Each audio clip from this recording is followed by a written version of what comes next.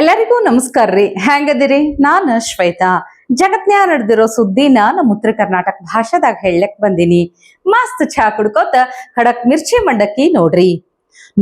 ನೋಡ್ತಿದ್ದಂಗೆನೆ ರಾಜ್ಯದಾಗ ಕಾಂಗ್ರೆಸ್ ಸರ್ಕಾರ ಬಂದ್ 3 ವರ್ಷ ಆಗ್ಲಿಕ್ಕತ್ತ ನೋಡ್ರಿ. 3 ವರ್ಷ ಎಷ್ಟು ಜಲ್ದಿ ಮುಗಿದು ಹೋಯ್ತು ಅಂತ ಅನ್ಕೊಂಡ್ರೆ ನೀವು ಏನ್ ಕೇಳ್ತಿರಪ್ಪ? ಈ 3 ವರ್ಷದಾಗ ಏನೇನೆಲ್ಲ ಆಗೈತಿ. ಪಾಳಿ ಮ್ಯಾಲ ಒಂದು ಬಿಡ್ಲಾರ್ದಂಗ ಎಲ್ಲದರದ್ದು ರೇಟ್ ಹೆಚ್ಚಾಗ್ಯಾವ. ಇನ್ನು ಈ ಪುಗ್ಸಟ್ಟೆ ಗ್ಯಾರಂಟಿ ಯೋಜನೆಗಳ ಆಸೆಗೆ ಬಿದ್ದ ಮಂದಿ ಹೈರಾಣ ಆಗಿದ್ದೇ ಆಗಿದ್ದು. ಅದ್ರಾಗೂ ಸರ್ಕಾರದ 3 ವರ್ಷಗಳ ಸಾಧನೆದಾಗ ಎಲ್ಲಕ್ಕಿಂತ ಇಂಪಾರ್ಟೆಂಟ್ ಅಂದ್ರ ಸರ್ಕಾರದ ಅಭಿವೃದ್ಧಿನ ಸೈಡ್ಗೆ ಇಟ್ಬಿಡೋಣ ಆಗಿಲ್ಲ. ಪಕ್ಷದಾಗ ಎಷ್ಟು ಗೊಂದಲ, ಸಿಎಂ ಕುರ್ಚಿ ಸಲಾಗ ಎಷ್ಟು ಗಾದ್ಲ, ಎಷ್ಟು ಗುಂಪುಗಾರಿಕೆ. ಇದನ್ನ ಸತೀಶ್ ಜಾರಕಿಹೊಳಿ ಅವರೇ ಒಪ್ಕೋತಾರ. ಚುನಾವಣೆ ಏನ್ ರಿಸಲ್ಟ್ ಬರ್ತಾರ ಮುಂಚೆ ಕೂಡ ನೀವು ಅಧ್ಯಕ್ಷರ ಬದಲಾವಣೆ ಇರ್ಬೋದು, ಸಚಿವ ಸಂಪುಟ ವಿಚಾರ ಅದ್ ಆಗ್ಬೇಕಂತ ಹೇಳಿ ಒತ್ತಾಯ ಮಾಡಿದ್ವಿ ಸರ್. ಸಚಿವರ ಬೇಡಿಕೆ ಇದೆ, ನಮಗೂ ಕೊಡ್ರಿ. ನಾವು ಹೇಳಿದ್ದು ಗೊಂದಲ ಇದೆ, ಸಿಎಂ ನಲ್ಲಿ ಗೊಂದಲ ಇದೆ, ಅಧ್ಯಕ್ಷರಲ್ಲಿ ಗೊಂದಲ ಇದೆ, ಸಂಪುಟ ಗೊಂದಲ ಇದೆ. ಇಷ್ಟೊಂದು ದೊಡ್ಡ ಸಮಸ್ಯೆ ಇದ್ರು ಕೂಡ ಹೈಕಮಾಂಡ್ ಯಾಕಂದ್ರೆ ಸೀರಿಯಸ್ ತಗೋತಾ ಇಲ್ಲ. ಈಗ ಮಾಡಿದ ಬದ್ಧ ಸನ್ನಿಹಿತ ಆಗಿದೆ ಅಂತ ಹೇಳಲ್ಲ. ಕಾಲ ಸನ್ನಿಹಿತ ಆಗಿದೆ, ಹೇಗೆ ಇತ್ಯರ್ಥ ಆಗುತ್ತೆ, ಎಲ್ಲ ಸರಿ ಆಗುತ್ತೆ. ಗೊಂದಲ ಇದೆ, ಸರಿ ಆಗುತ್ತೆ. ಸರ್ಕಾರದ 3 ವರ್ಷದ ಸಾಧನೆದಾಗ ಮತ್ತೊಂದು ಸ್ಪೆಷಾಲಿಟಿ ಏನು ಗೊತ್ತಾ? ದ್ವೇಷ ಭಾಷಣ ಮಾಡಿದ್ರ ಕೇಸ್, ಹೋರಾಟ ಮಾಡಿದ್ರ ಕೇಸ್, ಪ್ರತಿಭಟನೆ ಮಾಡಿದ್ರ ಕೇಸ್, ಅಭಿವೃದ್ಧಿ ಬಗ್ಗೆ ಕೇಳಿದ್ರ ಕೇಸ್. ಈ ರವಿಚಂದ್ರನ್ ಫೇಮಸ್ ಡೈಲಾಗ್ ಐತ್ ನೋಡ್ರಿ, ಎಲ್ಲ ಪೀಸ್ ಪೀಸ್ ಅಂತ ಹೇಳಿ. ಹಂಗ ರಾಜ್ಯ ಸರ್ಕಾರದ ಫೇಮಸ್ ಡೈಲಾಗ್ ಏನ್ ಗೊತ್ತಾ?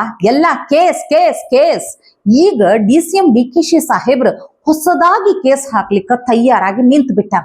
ನೀವೆಲ್ಲ ಬಹಳ ಎಚ್ಚರದಿಂದ ಇರ್ಬೇಕು ಸರ್. ಮೇ 15ಕ್ಕೆ ತಮ್ಮ ಬರ್ತ್ಡೇ ಇದೆ ಸರ್. ಏನಾದರೂ ಗುಡ್ ನ್ಯೂಸ್ ಏನಾದರೂ ಸಿಗ್ಬೋದಾ ಅಂತ ನಿರೀಕ್ಷೆ ಇದೆ ಸರ್ ನಿಮ್ಮ ಬೆಂಬಲಿಗರಲ್ಲಿ? ಮೇ 15ಕ್ಕೆ ನಾನು ಎಲ್ಲರಿಗೂ ಹೇಳ್ತಾ ಇದ್ದೀನಿ, ಯಾರು ಫ್ಲೆಕ್ಸು ಅಡ್ವರ್ಟೈಸ್ಮೆಂಟ್ ಯಾವುದು ಕೊಡಬಾರ್ದು. ಫ್ಲೆಕ್ಸ್ ಹಾಕಿದ್ರೆ ಎಲ್ಲರ ಮೇಲೂ ಕೇಸ್ ಹಾಕ್ಸಿ. ಯಾರಾದರೂ ಫ್ಲೆಕ್ಸು ಕಾರ್ಯಕರ್ತರು ಅಭಿಮಾನಿಗಳು ಹಾಕಿದ್ರೆ ಬರ್ತ್ಡೇ ವಿಚಾರದಲ್ಲಿ ನಾನಂತೂ ಕೇಸ್ ಹಾಕ್ಸಿ. ಯಾಕಂದ್ರೆ ಅಡ್ವರ್ಟೈಸ್ಮೆಂಟ್ಗಳು ಇದೆ, ದುಡ್ಡುಗಳು ಕಟ್ಬಿಟ್ಟು ಬೇಕಾದ್ರೆ ಮಾಡ್ಕೊಳ್ಳಿ. ಯಾರು ರೋಡಲ್ಲಿ ರೋಡ್ ಹಾಳು ಮಾಡೋದಕ್ಕೆ ಮಾಡಬಾರ್ದು. ನನ್ನ ಪರ್ಸನಲ್ ರಿಕ್ವೆಸ್ಟು. ನಾನು ಕಾರ್ಪೊರೇಷನ್ ಕಮಿಷನರ್ಗಳಿಗೆಲ್ಲ ಹೇಳಿದ್ದೀನಿ, ಫಸ್ಟ್ ಕೇಸ್ ಹಾಕಿ ಅಂತ. ಕೇಸ್ ಹಾಕಿ ಹೆವಿ ಫೈನ್ ಹಾಕಿ ಅಂತ ಹೇಳಿದ್ರು. ಹೇಳಿದ್ರೆ ಮೇ 15ನೇ ತಾರೀಕು ಅವ್ರದ್ದು ಬರ್ತ್ಡೇ ಅದಂತ. ಹಿಂಗಾಗಿ ಯಾರು ಬ್ಯಾನರ್ ಅಡ್ವರ್ಟೈಸ್ಮೆಂಟ್ ಏನು ಹಾಕ್ಬಾರ್ದಂತ, ಇಲ್ಲಾಂದ್ರೆ ಕೇಸ್ ಹಾಕ್ಬಿಡ್ತಾರಂತ. ಇದೇ ಗುಣ, ಇದೇ ನಿಲುವು ಚುನಾವಣೆ ಟೈಮ್ನಾಗೂ ಇದ್ರ ಭಾರಿ ಮಜಾ ಇರ್ತಿತ್ತಿಲ್ಲ ಹೇಳ್ರಿ. ನಮ್ಮ ಬಗ್ಗೆ ಪ್ರಚಾರ ಮಾಡಬೇಡ್ರಿ, ಯಾರು ಬ್ಯಾನರ್ ಹಾಕ್ಬೇಡ್ರಿ ಅಂತ ಹೇಳಿ.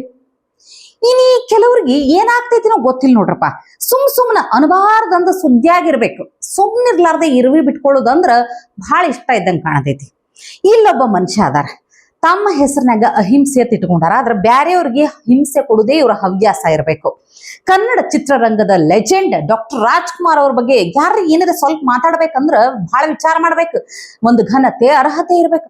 ಅಂಥದ್ರಾಗಿ ಚೇತನ ಹಿಂಸ ಅನ್ನೋ ಮನುಷ್ಯ ಮಾತಾಡಬಾರ್ದು ಮಾತಾಡಿ ಆರಾಧ್ಯ ದೈವದ ಅಭಿಮಾನಿಗಳು ಕಲಾವಿದರ ಸೆಟ್ಟಿಗೆ ಗುರಿ ಆಗ್ಬಿಟ್ಟಾರ.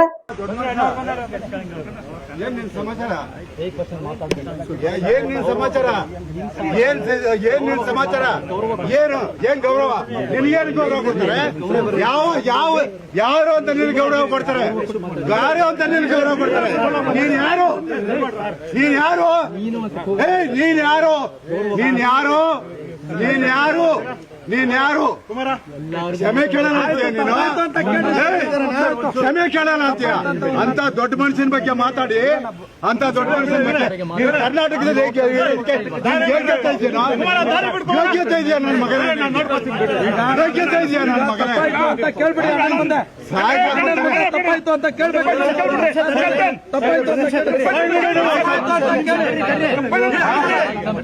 ಅಲ್ಲ, ಧಮ್ಕಿ ಬೇಡ. ಚೇತನರ ವಿಚಾರ ಬೇಡ.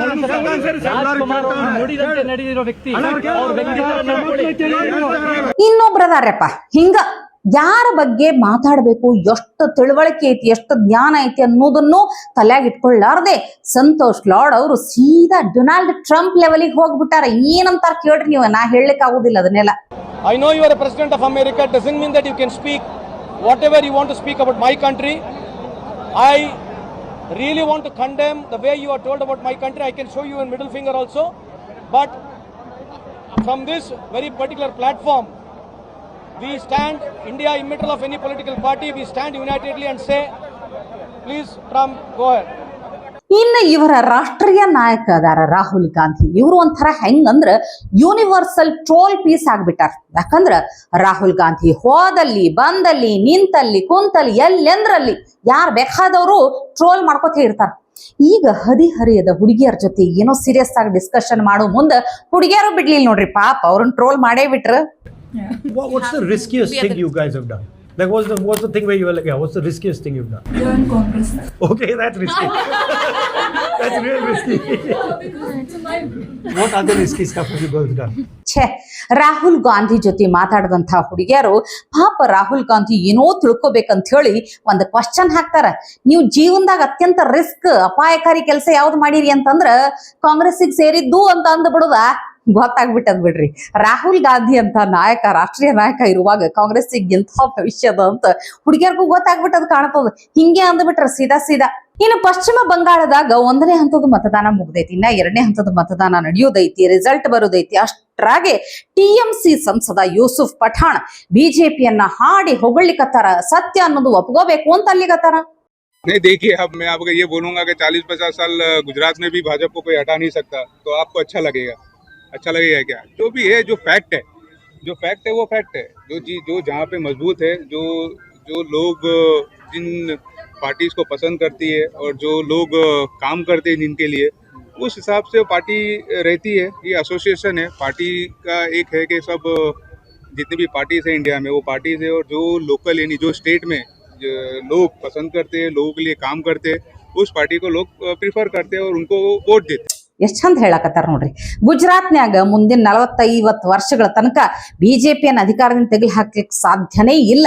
ಯಾಕಂದ್ರ ಸತ್ಯ ವಾಸ್ತವ ಅನ್ನೋದು ಒಪ್ಕೋಬೇಕಾಗ್ತದ. ಬಿಜೆಪಿ ಅನ್ನೋದು ಮಂದಿ ಸಲುವಾಗಿ ಕೆಲಸ ಮಾಡ್ತದ, ಅವ್ರ ಸಲುವಾಗಿ ಮಾಡೋದ್ರಿಂದ, ಅಭಿವೃದ್ಧಿ ಮಾಡೋದ್ರಿಂದ ಇಷ್ಟ ಆಗ್ತದ. ಹಿಂಗಾಗಿ ಅಧಿಕಾರದಾಗ ಮುಂದುವರಿತದ ಅಂತ ಎಷ್ಟು ಸ್ಪಷ್ಟವಾಗಿ ಹೇಳಲಿಕ್ಕತ್ತಾರ. ಹಿಂಗಂದ್ರೆ ತಿಳ್ಕೊಂಬಿಡ್ರಿ ನೀವು ಬಂಗಾಳದಾಗ ಚುನಾವಣಾ ರಿಸಲ್ಟ್ ಏನಾಗಬಹುದು ಅಂತ ಹೇಳಿ. ಇಲ್ಲಿ ಮತ್ತೊಬ್ರದಾರಪ್ಪ comedy piece. Next Rahul Gandhi ಆಗುವಂತ ಎಲ್ಲಾ ತಯಾರಿ, ಎಲ್ಲಾ ಪ್ರಯತ್ನ ಮಾಡ್ಲಿಕ್ಕತ್ತಾರ ಅರವಿಂದ್ ಕೇಜ್ರಿವಾಲ್.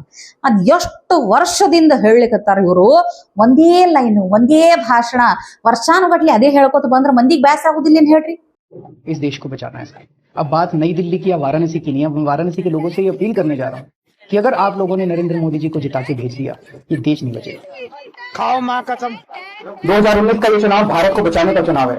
ये अभी ट्रेलर है, पिक्चर अभी बाकी है. मैं बोला है ना, पिक्चर अभी बाकी है. ये चुनाव देश को बचाने का चुनाव है. अभी मैं गाली नहीं दे सकता. नहीं, गाली नहीं देना. अब फैमिली देखती है. मुझे लगता है ये चुनाव केवल दिल्ली को बचाने का चुनाव नहीं है, ये चुनाव देश को बचाने का चुनाव है. डिप्रेशन. ये चुनाव आम चुनाव नहीं है, ये देश को बचाने का चुनाव है. बंद करो हाथ जोड़ के. मैं इस देश को बचाना है सर. ये चुनाव देश को बचाने का चुनाव है. 2019 का ये चुनाव भारत को बचाने का चुनाव है. ये चुनाव देश को बचाने का चुनाव है. ये देश को बचाने का चुनाव है. ಹೇಳಿದ್ರೆ ದೇಶದ ಸಲುವಾಗಿ, ದೇಶದ ಉಳಿವಿನ ಸಲುವಾಗಿ ಒಳ್ಳೆತನಕ್ಕೆ ಚುನಾವಣೆ ಮಾಡ್ತಾರಂತ. ಏನ್ ಮಾಡ್ತಿರಪ್ಪ, ಇಂಥವ್ರು ದೇಶ ಉಳಿಸ್ತಾರ? ಇವ್ರು ಜೈಲ್ನಾಗೆ ಇದ್ಕೊಂಡು CM ಆಗಿ ಹೆಂಗೆಂಗೋ ಅಧಿಕಾರದಾಗ ಮಾಡಿ ದೊಡ್ಡ ಗದ್ದಲ ಎಬ್ಸಿದ್ರು. ಇಂಥವ್ರು ದೇಶದ ಉಳಿವಿನ ಬಗ್ಗೆ ಮಾತಾಡಿದ್ರ ಬಹಳ ಮಜಾಕ್ ಅಂತ ಅನ್ಸ್ಬಿಡ್ತದ.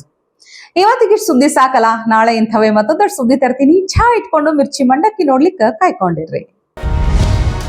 ಟಿವಿ ವಿಕ್ರಮ, ದೇಶ ನಿಮ್ಮ ಕೈಯಲ್ಲಿ. ಈ ಕಾರ್ಯಕ್ರಮ ನಿಮಗೆ ಇಷ್ಟ ಆಗಿದ್ದಲ್ಲಿ ಲೈಕ್, ಶೇರ್ ಹಾಗೂ ಕಮೆಂಟ್ ಮಾಡಿ. ಟಿವಿ ವಿಕ್ರಮದ ಕಾರ್ಯಕ್ರಮಗಳನ್ನು ನಿರಂತರವಾಗಿ ವೀಕ್ಷಿಸಲು ಸಬ್ಸ್ಕ್ರೈಬ್ ಮಾಡಿ, ಬೆಲ್ ಐಕನ್ ಒತ್ತಿ.